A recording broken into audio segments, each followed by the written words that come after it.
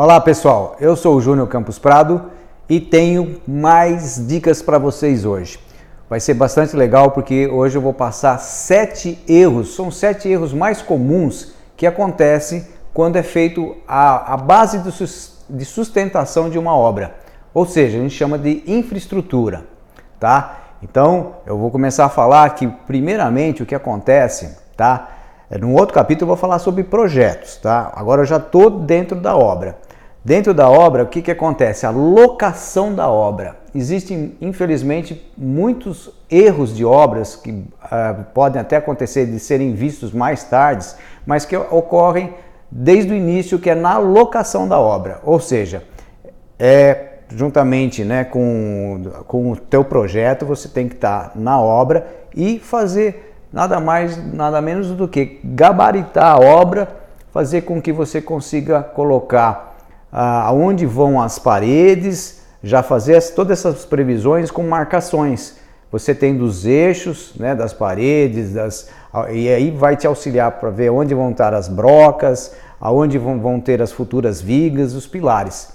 Então, se não tiver esse cuidado, você já começa errado. Tu vai ter alguns sérios problemas no futuro de ter, vamos dizer, o seu projeto prejudicado, né, no decorrer da obra. A outra situação que é também bastante comum, que é o segundo erro que ocorre muito, é a falta de uma análise estrutural. Então, depois de feito um projeto arquitetônico, é importante que o engenheiro analise exatamente as cargas que vão estar gerando devido todo o carregamento, né, toda a estrutura da casa, para que a gente possa descarregar para o solo de uma forma correta. Então, essa análise ela é profunda no sentido de ter um cuidado para que no futuro também não ocorra problemas de fissuras, trincas. Então, você sabendo aonde vai mais carga, você tem que preparar uma fundação mais, vamos dizer, uma fundação adequada àquela carga maior. E saber os limites, aonde você vai ter que se preocupar mais ou até menos no sentido de pôr uma coisa, uma base mais simples, né? Porque existem mais complexas e mais simples. Isso nós vamos falar numa outra conversa, que são os tipos de fundação, tá? O terceiro erro é justamente esses tipos de fundações. Existem, na verdade, 2 tipos de fundações que a gente diz básicos, né? Que a princípio, que são as fundações superficiais e as fundações profundas. Então é muito importante de não ocorrer erro nesse momento, quando for definir, porque depende muito do tipo de solo, precisa ser feita uma análise do solo para você ver como que você vai descarregar aquela estrutura para o solo, de forma que não tenha deformação no futuro, porque qualquer deformação que ocorra, ela vai gerar trincas, fissuras, né, e até situações mais complicadas. Então, é muito importante que seja feita essa análise do peso, né, e como vai ser distribuído no solo através de um tipo de fundação. Basicamente, essas fundações superficiais são aquelas que são sapatas corridas, tá? Ou também aquela que a gente chama de radier, que é aquela placa, como se fosse uma laje em cima do solo e você constrói a casa em cima. E as fundações profundas, existem vários tipos, mas a mais comum é através de estacas, né, que você pode perfurar a estaca e jogar o concreto e com a armadura. Então isso tudo é muito importante a definição, porque existem muitos erros nessa situação do tipo de fundação. O quarto tipo de erro que ocorre muito em obra é a falta de impermeabilização dessa fundação ou justamente daquela área, né, onde você está saindo do solo e começando a fazer realmente a construção que vai acima do solo, que já é a superestrutura. Então, essa interface é muito importante, que haja uma impermeabilização feita de uma forma perfeita. Por quê? Porque muitas vezes tem gente que quer economizar, acha que o produto é caro, que isso possa fazer diferença no orçamento, mas no futuro aí é que a pessoa vai ver a importância que é. Por quê? Começa a ter a umidade, principalmente essas umidades que ficam próximas ao rodapé da casa. E são umidades que não têm solução mais, porque a água está passando. A gente fala que tem um movimento que é capilar, que de baixo para cima, que a água ela percola, ela sobe. E aí ela chega nos tijolos, ela vai encontrar a tinta, a pintura, que vai abafar, mas a água vai querer sair. Então começa a surgir aquelas bolhas, né? Tem situações que começam a deixar muito tempo, fica até mofo.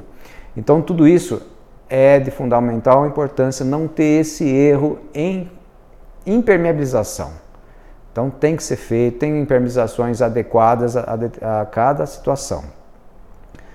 Agora a gente vai falar do quinto erro que é muito comum na obra, que é a escolha do concreto. Quando você vai concretar qualquer peça, ou mesmo a fundação, as vigas baldrames, ou os grandes blocos, tubulões, precisa ter bem definido através dos cálculos qual é o concreto que vai ser usado. Por quê? Existem concretos, a diferença dos concretos são as resistências.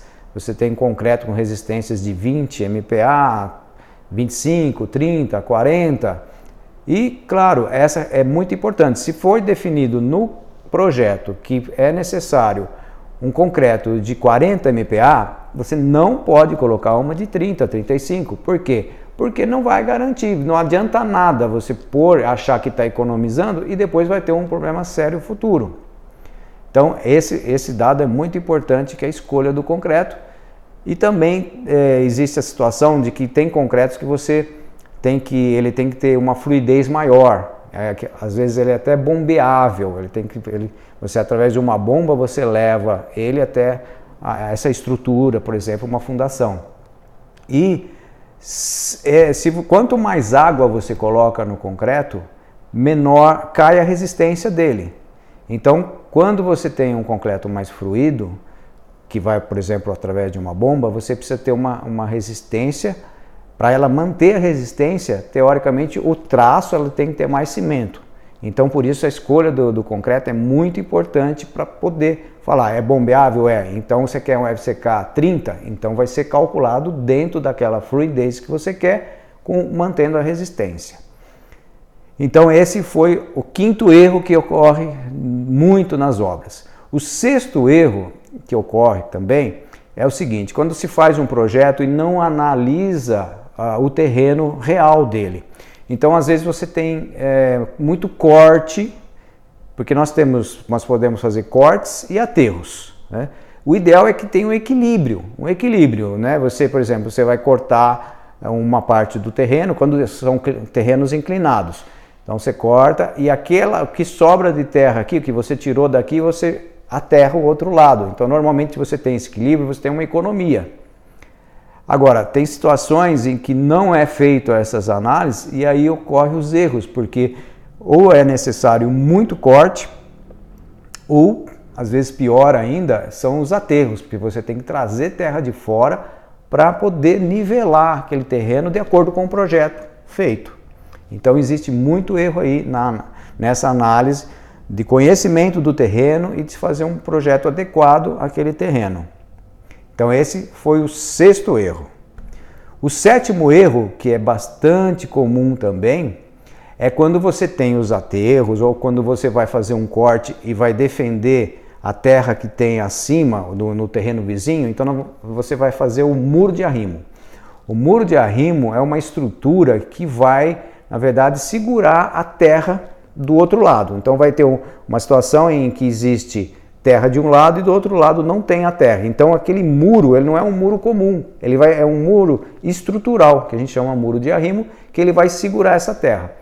E a terra é muito pesada, muitas vezes a gente nem imagina, mas essa terra, ainda mais quando tem umidade, né, quando chove, é um peso enorme. Então esse muro de arrimo ele tem que ter um cálculo, que é uma coisa séria isso, que vai depender da altura dele, né, vai depender do comprimento, e vai ter que ter uma fundação adequada também.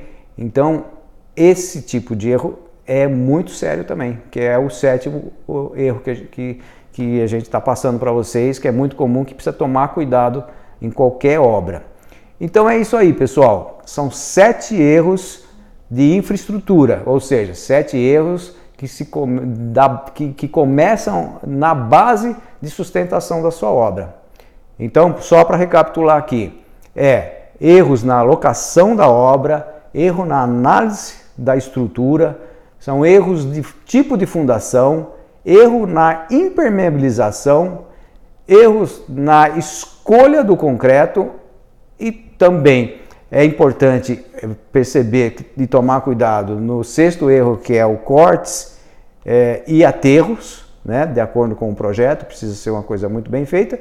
E o 7º erro que acontece muito são os muros e arrimos mal calculados, feitos de qualquer maneira e que depois estufam, ficam aquela embarrigado, ou mesmo quando não se faz a impermeabilização desses muros de arrimo, começa a pururucar, né, a passar umidade através do muro. Então, esses são os 7 erros mais importantes que precisam ser tomados muito cuidado, porque isso tudo vai acarretar numa obra que vai ter uma vida útil maior, né, com menos manutenção, ou vai ter que ter, infelizmente, uma vida útil com muita manutenção, com muitos problemas. Tá bom? Então, no próximo vídeo nós vamos falar sobre outros erros, os erros já da superestrutura, que seriam os erros já da construção da obra da parte acima da terra. Ok? Então, até o próximo vídeo.